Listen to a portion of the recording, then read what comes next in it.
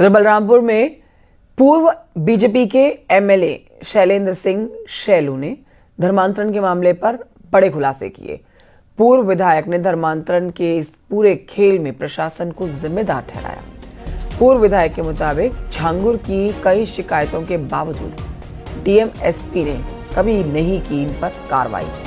धर्मांतरण के लिए इंस्पेक्टर, सीओ, एसपी के साथ डीएम तक जिम्मेदार हैं।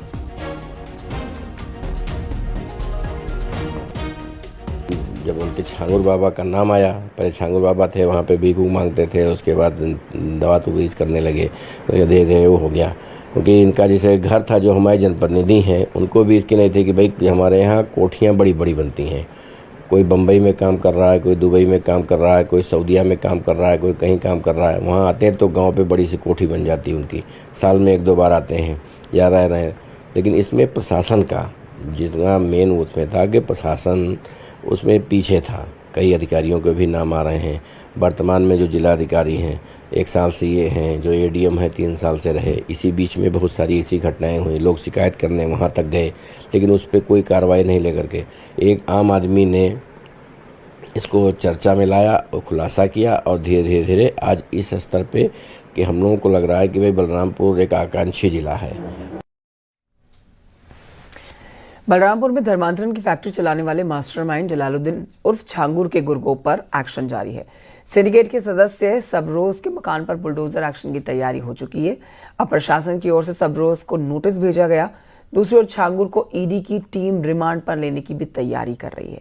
पिछले दिनों सर्च के दौरान ईडी को जो जानकारी मिली है उसकी जांच के लिए सवालों की लंबी फहरिस्त है, जिसका जवाब तलाशने के लिए छांगुर की रिमांड ली जाएगी। रिपोर्ट देखिए।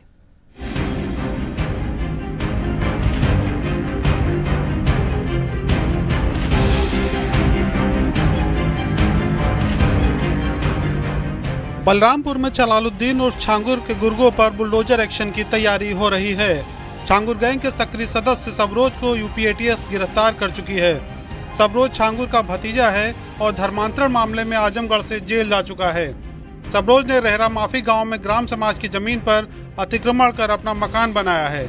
उतरौला तहसील प्रशासन ने अतिक्रमण हटाने की नोटिस जारी कर दी है और संतोषजनक जवाब नहीं मिला तो जल्द ही सबरोज के मकान पर बुलडोजर एक्शन तय है। अभी हम रहरा माफी गांव में हैं, जो छांगुर का पैतृक गांव है। आप देख सकते हैं ये छांगुर का घर है और ये तमाम मलबे पड़े हुए हैं, घर टूट गया है। और छांगुर के ही बगल में ये सबरोज का मकान है। सबरोज के मकान पर भी प्रशासन की नज़र टेढ़ी हो गई है। टेढ़ी इसलिए हो गई है कि यह मकान नवीन परती पर बनाया गया है और इसकी पैमाइश भी हो चुकी है, नोटिस भी इशू हो गई है और जल्दी ही इस मकान पर बुलडोजर चलने की कार्रवाई होगी। सबरोज छांगुर का एक अहम किरदार माना जाता है। इस जो पूरा घटनाक्रम हुआ है इसमें छांगुर के किरदार के रूप में सबरोज को देखा जाता है। सबरोज ने एक बड़ी और अहम भूमिका निभाई थी। तो सबरोज के इस मकान पर जो कि अवैध रूप से बनाया गया है, इस पर प्रशासन का बुलडोजर जल्दी ही चल सकता है। धर्मांतरण का सिंडिकेट चलाने वाला जलालुद्दीन और छांगुर बड़ा ही शातिर है। विदेशी फंडिंग के लिए उसने कई अलग अलग हथकंडे अपनाए हैं। जांच एजेंसियों को गुमराह करने के लिए नेपाल के जरिए लेन देन और कई अलग अलग खाते खोले, नाम को लेकर फर्जीवाड़ा किया। अब विदेशी फंडिंग के आरोप में घिरे छांगुर की मुश्किलें बढ़ती जा रही हैं। प्रवर्तन निदेशालय यानी ईडी की टीम भी छांगुर को रिमांड पर लेकर पूछताछ करने की तैयारी में है। छांगुर से विदेशी फंडिंग और मनी लॉन्ड्रिंग नेटवर्क को लेकर सीधे पूछताछ की जाएगी। छांगुर और उसके अवैध धर्मांतरण सिंडिकेट के 15 ठिकानों पर ईडी की छापेमारी में जो दस्तावेज और महत्वपूर्ण जानकारी मिली है, उसी के आधार पर जल्द ही छांगुर को कस्टडी रिमांड में लेकर पूछताछ करेगी ईडी। ये बात सामने आ गई है कि छांगुर और उसके सिंडिकेट से जुड़े लोगों के विदेशों में इन्वेस्टमेंट हैं। यहाँ तक कि कुछ ऐसे देशों से और ऐसी कंपनियों से जुड़े हुए दस्तावेज भी सामने आए हैं जिनको आपत्तिजनक और संदिग्ध माना जा रहा है। बलरामपुर से लेकर पुणे, नागपुर और दुबई तक फैले धर्मांतरण सिंडिकेट में छांगुर और उसके गुर्गे सलाखों के पीछे हैं। यूपी एसटीएफ एटीएस की टीम जांच कर रही है तो वहीं ईडी ने भी अपना शिकंजा कसना शुरू कर दिया है। पिछले दिनों ईडी के सर्च के दौरान कई अहम सबूत हाथ लगे थे, जिसके बाद अब छांगुर को रिमांड पर लेने की तैयारी है। Bureau report, news 18, Uttar Pradesh, Uttarakhand.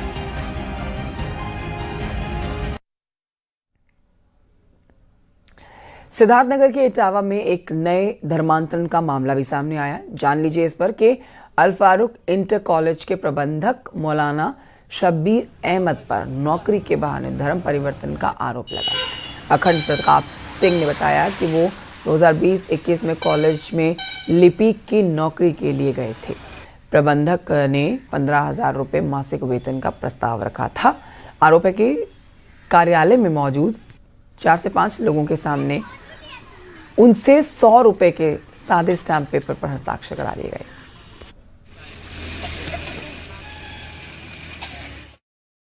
नौकरी मिल जाएगा तो हम गए स्कूल पे, 10 से 4 ड्यूटी बताए।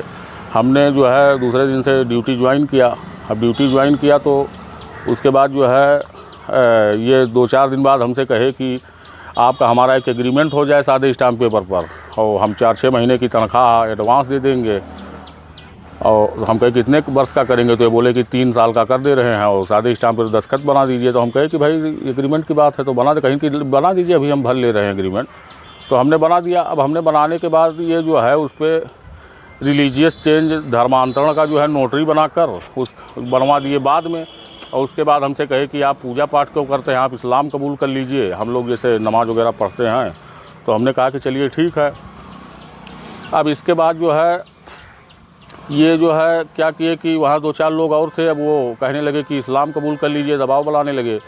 तो हमने उनको जो है फिर कहा कि नहीं हम ऐसा नहीं करेंगे। तो खाड़ी देश में किसी से हमसे बात करवाए तो वो व्यक्ति बोला जो है कि आपको 20 लाख रुपया मिलेगा और आप इस्लाम कबूल कर लीजिए। तो हम उसके बाद लोग जोर ज़बरदस्ती दबाव बनाने लगे। मैं किसी तरह से वहाँ से बच कर निकला। अब नहीं, ये आप यहाँ पे हैं, क्या जी कहेंगे आप? अब सर ये बेबुनियाद है और इतने काफ़ी समय से हम यहाँ पर हैं। ऐसा कभी भी नहीं हम लोग के साथ हुआ। भाईचारगी के साथ सेख रहते हैं प्रबंधक साहब, हम लोग के सुख दुख में शामिल रहते हैं। कभी कोई लालच? नहीं सर, कुछ नहीं, कभी भी नहीं सर। कितने साल से आप हैं? मैं सर 12 जनवरी 1997 से यहाँ पढ़ा रहा हूँ। कभी किसी तरह की? नहीं सर, कभी भी नहीं। आगरा में वकील पर रेप और धर्मांतरण का आरोप लगाने वाली पीड़िता का कहना है कि आरोपी वकील के बेटे लगातार धमकी दे रहे हैं। बता दें आपको, एक महिला ने आरोप लगाया है कि खुद को कांग्रेस का नेता कहलाने वाले वकील जलालुद्दीन से उसकी मुलाकात कोर्ट में हुई। मदद करने के बहाने से वो घर पर आने लगा और उससे रेप किया, धर्मांतरण कराया। पुलिस को महिला ने तहरीर दी है।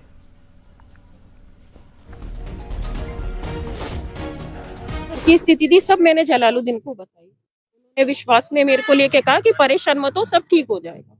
उसके लिए मैं जलालुद्दीन का मेरे घर पर आना जाना शुरू हो गया।